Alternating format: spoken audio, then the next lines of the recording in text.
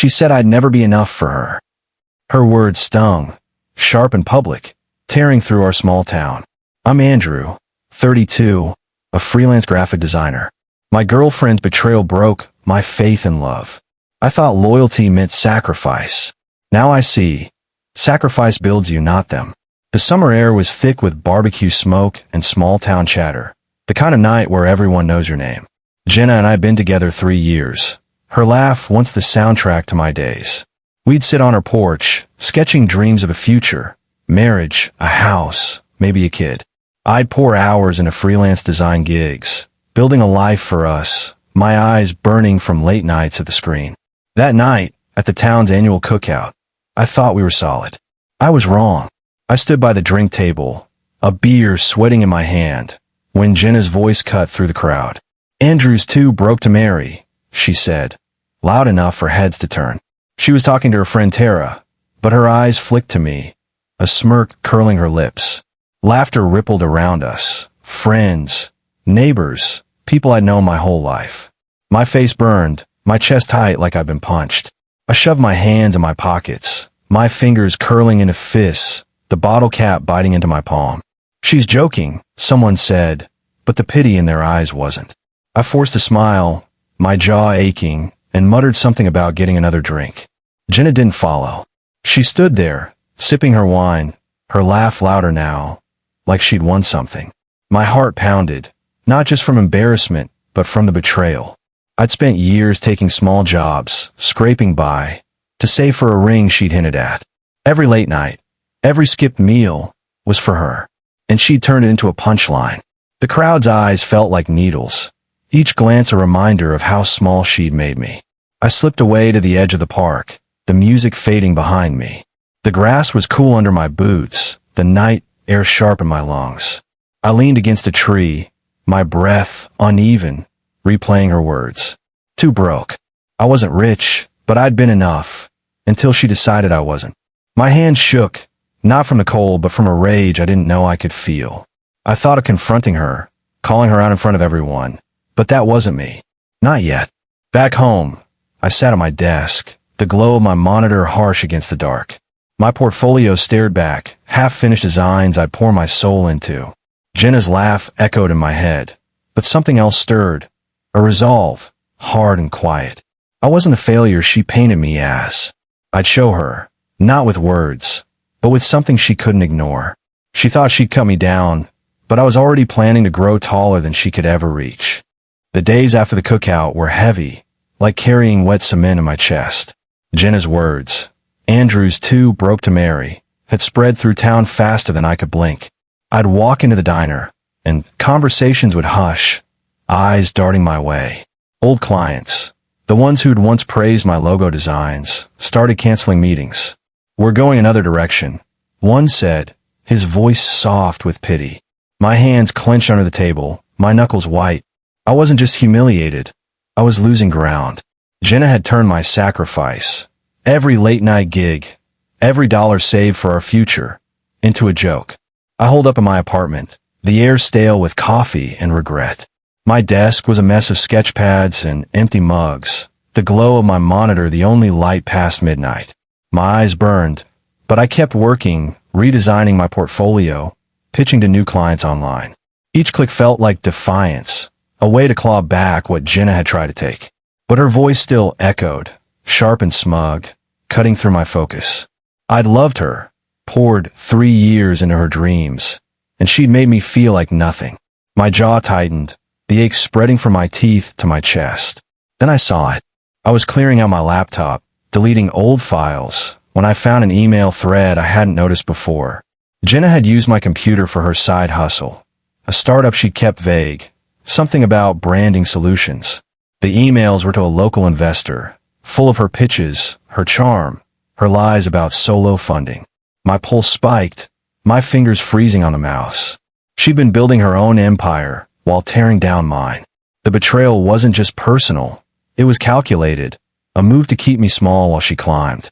I leaned back, the chair creaking, my hands trembling not from fear, but from a fire igniting inside. I thought of texting her, calling her out, but that would be too easy. She'd mock me in front of everyone, made my struggle a punchline. I wasn't going to shout or beg. I'd work harder, quieter, smarter. I started researching her investor contacts, cross-referencing names with my own network. My eyes stung my coffee cold, but I didn't stop. Every hour I spent was a brick in the wall I was building, one she'd never see coming. Jenna texted me that night, casual, like nothing had happened. "You okay, Andrew?" My stomach churned, my fingers hovering over the reply. I wanted to fire back, to tell her I saw through her, but I didn't. "Yeah, just working." I typed, my voice steady in my head, but my heart pounding. She thought I was still the guy she could push around. She had no idea I was already turning her own game against her. The sting of Jenna's words at the cookout lingered, like a bruise I couldn't stop pressing. I'd walk through town, past the diner or the hardware store, and feel eyes on me. Pity, judgment, her voice echoing in their whispers. Too broke to marry. I kept my head up, my jaw tight, but every glance was a reminder of how small she'd made me feel. At home, my apartment was a cave of glowing screens and half-eaten takeout, my life reduced to work and rage. But I wasn't going to let her win. I'd play her game, but on my terms. I texted Jenna, keeping it light, like her betrayal was just a bump. "How's your startup going?" I'd ask, my fingers steady but my chest tight. Her replies were smug, dripping with condescension. "Better than you'd think," she'd write, adding a winking emoji that made my teeth grind. She thought I was still the guy who'd take her jabs, the one she could parade as a failure. I let her believe it. Meanwhile, I was pitching to bigger clients, ones she'd never touch. My hands shook as I sent out proposals, my eyes burning from late nights. Then it landed, a contract with a national chain, needing a full rebrand. 6 figures, my name on it. I sat back, the email confirmation glowing on my screen, my heart pounding like I just wired a live circuit. The contract was a lifeline, proof I wasn't the failure she'd painted. But I didn't tell her. I didn't tell anyone. I kept my head down, my replies to Jenna vague, just grinding, you know. My apartment smelled of coffee and ink, my desk buried in sketches and mock-ups. Every design I crafted was a step away from her shadow, a brick in the foundation I was building. Her emails about her startup, the ones I'd found, showed she was pitching to the same circles I was breaking into. She had no idea I was already there. I met my buddy Nate at the diner, the air thick with grease and gossip. "Jenna's bragging about some big investor," he said, sliding me a coffee. "Says she's close to a deal." My pulse spiked, my fingers tightening around the mug. Her investor was one of my new contacts, a guy I'd impressed with my portfolio. I nodded, my face blank, but my mind raced.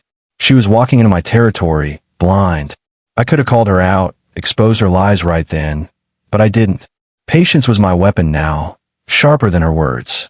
That night, alone, I stared at my laptop, the contract's terms glowing like a promise.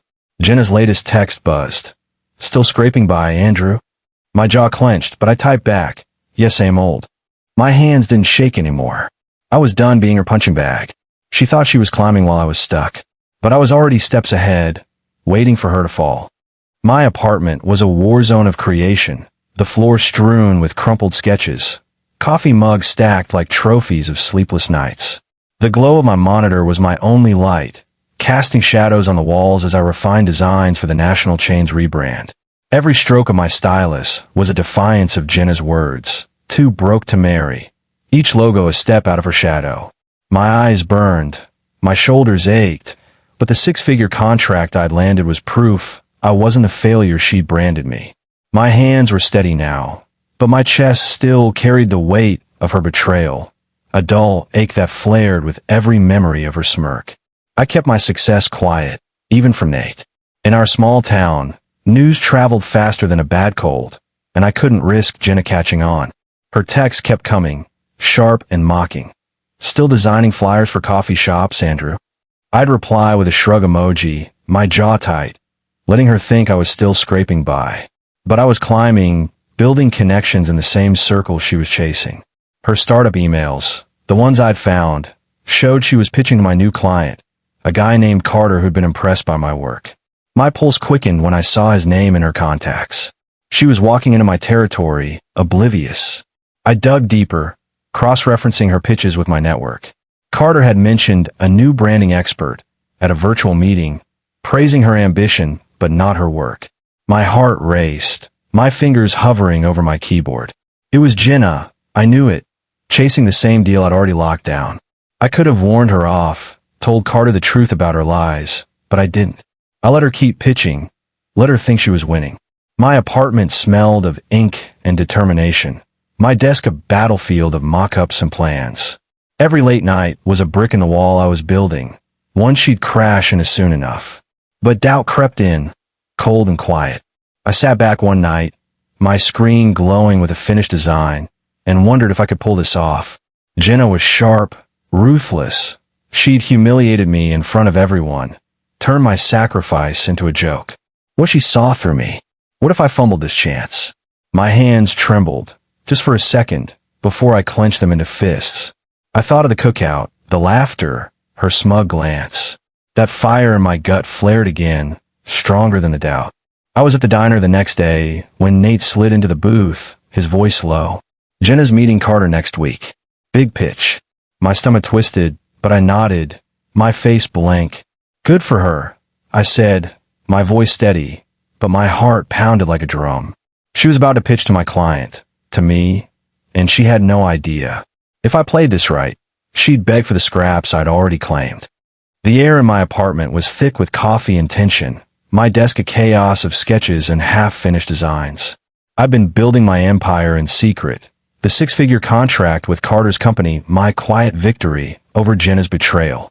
But victory wasn't enough. I wanted her to feel the weight of her own words, too broke to marry. So I set a trap. I called Nate, my voice casual, knowing he'd gossip. Heard Carter's looking for a new designer, I said, loud enough for our neighbor to overhear. Big project, big money. I knew the rumor would reach Jenna's ears, her ambition too hungry to resist. My hands were steady, but my pulse raced, the thrill of the game mixing with the burn of her betrayal. Her email came that night, addressed to Carter's firm, brimming with her usual charm. My heart skipped. She was pitching to me, the anonymous decision-maker behind Carter's new brand. I read her proposal, my jaw tight, her words polished but hollow. She thought she was pitching to a stranger, not the man she'd humiliated. I replied through a burner account, setting a meeting at a sleek downtown office Carter had lent me. My fingers trembled as I typed, not from fear but from the weight of what was coming. I tested my recorder, its red light steady, and slipped it into my pocket. The meeting was set for a Tuesday, the office smelling of glass cleaner and ambition. I sat at the conference table, my tie too tight, my stitches from months ago long gone but the scar still itching. Jenna walked in, her heels clicking, her smile sharp as ever. Good to meet you, she said, not recognizing me behind the borrowed suit and a vague email alias. My chest tightened, but I nodded, my voice low. Tell me about your vision. She launched into her pitch, all confidence, touting her solo success and innovative branding. My recorder caught every word, every lie about her experience, her team, things I knew were built on my stolen ideas. I leaned back, my face blank, my heart pounding like a drum. Impressive, I said, my voice calm, but my hands gripping the chair under the table. She didn't see the trap, didn't see me. I asked pointed questions, watching her squirm when I mentioned budgets, timelines, things she'd fumbled in her emails. Her smile wavered, her hands fidgeting with her pen. I wanted to call her out right then, to throw her words from the cookout back in her face, but I didn't. Patience was my blade now, and I was sharpening it with every word she spoke. As she wrapped up, I leaned forward, my voice steady. We'll be in touch. She nodded, her eyes bright with hope, oblivious to the noose tightening. I stood, my recorder still running, my pulse a roar in my ears. I had her lies on tape, her pitch a confession of her greed. But as she walked out, her heels echoing, a cold thought hit me. If she sensed my play, she could turn this around before I close a deal. The conference room smelled of polished wood and tension, the kind that makes your skin prickle. I sat at the head of the table, my tie still too tight, the recorder in my pocket a silent ally. Jenna walked in, her heels clicking, her smile all polish and ambition. She didn't know I was the client, the one behind Carter's rebrand. My heart pounded, but I kept my face neutral, my hands folded to hide the tremble. Carter sat beside me, his eyes sharp, already briefed on my plan. Start whenever you're ready, I said, my voice low, steady, like I wasn't burning inside. Jenna launched into her pitch, her slides flashing buzzwords: innovation, synergy, vision. She lied about her team, her experience, even mentioned inspiring designs I recognized as mine. My jaw clenched, the memory of her cookout jab, too broke to marry, cutting fresh. I let her talk, her confidence blinding her to the trap. Carter glanced at me, his nod subtle. I waited until she finished, her smile smug, expecting applause. Then I leaned forward, my voice calm but sharp. Jenna, you don't recognize me, do you? Her eyes narrowed, confusion flickering. I slid my laptop open, playing the recording of her pitch, her lies about solo success echoing in the room. Her face went white, her hands gripping the table, her breath hitching. Andrew, she whispered, her voice cracking. I nodded, my chest tight but my gaze unwavering. You said I was too broke to marry, I said, my words slow, deliberate. But I'm the one you're pitching to now. Carter leaned in, his voice cold. You lied about your credentials, Jenna. We have the evidence. I projected her emails, the ones I'd found, showing her inflated claims. The room was silent except for her shallow breaths, her eyes darting like a cornered animal. You can't do this, she stammered, her voice rising, desperate. Andrew, please, I didn't mean it. Her plea hit me like a punch, her eyes wet, but I saw the cookout again, her smirk, the laughter. My hand stayed steady, but my heart wavered. Carter stood, his tone final. We're done here. Jenna's shoulders slumped, her heels dragging as she left, her pitch folder abandoned on the table. The room felt electric, my victory sharp but heavy. I'd exposed her, ruined her shot with Carter's firm, her reputation in tatters before it even began. But as the door closed behind her, her plea lingered, soft and raw. I'd won, turned her weapon against her, but a knot formed in my gut. I'd planned every step, built my empire to outshine her lies. Yet, as I sat there, the empty folder staring back, a question gnawed at me. Had I destroyed her, or was I destroying something in myself? The fallout from Jenna's failed pitch spread like ink on wet paper. By the next morning, the town was buzzing. Her lies, her betrayal, my recordings were the talk of every diner and bar. Carter's firm dropped her, and word got out she'd inflated her credentials. Her startup, built on my stolen ideas, crumbled. No investors, no contracts. Friends who'd laughed with her at the cookout now turned away, their whispers sharp with scorn. Nate told me over coffee she'd lost her apartment, back to renting a room at her cousin's. My chest tightened, not with joy but with a weight I hadn't expected. I'd won, but victory felt like gripping a live wire. My business was thriving. The national chain's rebrand launched, my designs plaster across their stores. New clients called, my inbox full, my name respected. I'd moved to a better apartment, the air no longer thick with coffee and regret. My hands were steady, sketching logos with confidence. But at night, Jenna's plea from the meeting, Andrew, please, played on repeat. My jaw clenched, her voice stirring a guilt I didn't want to feel. I'd spent years building her up, only for her to tear me down. She deserved this, didn't she?